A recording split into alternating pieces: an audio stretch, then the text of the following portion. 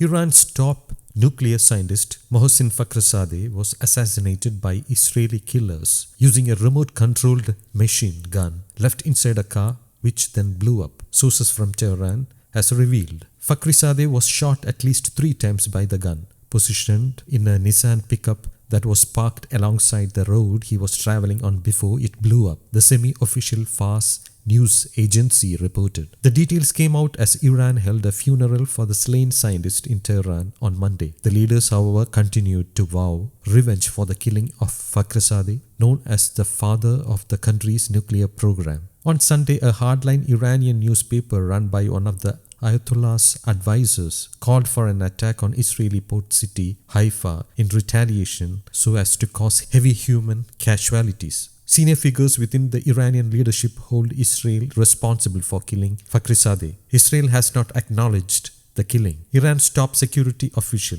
Rear Admiral Ali Shamkhani of the Supreme National Security Council, said the operation was very complex, using electronic equipment, and no one was present at the scene. He said that Iranian resistance group, the People's Mujahideen of Iran, were certainly involved along with the Zionist regime and Mossad. The description of the remote control assassination contradicts previous reports in the Iranian press that claimed the Nissan pickup exploded first, before a team of human assassins descended on the convoy, hauled Fakhrizadeh out of his car and shot him in the street. Revealing more about the new account of how Fakhrizadeh, sources told Fars that he had been traveling in a bulletproof car with his wife north of Tehran when something hit the car, causing the convoy it was traveling in to stop. Fakhrizadeh then got out of the car to check what was happening before the remote-controlled gun opened fire, Fars said. The nuclear scientist was shot twice in the side and once in the spine, killing him. A bodyguard who tried to shield Fakhrizadeh's body was also shot and wounded before the parked car exploded. In this operation, which lasted about 3 minutes, no human agents were present at the scene of the assassination, and the shootings were carried out only with automated weapons, a source was quoted as saying. Investigators also claimed to have identified the owner of the Nissan, who they said left the country on Sunday, 2 days after the attack took place. State TV's Arabic language channel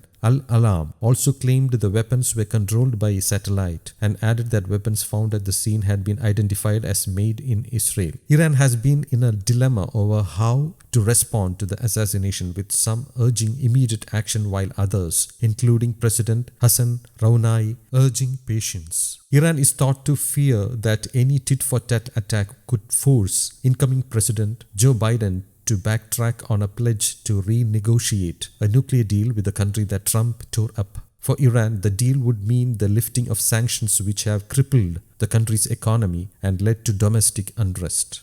News Desk, Kaumadi English.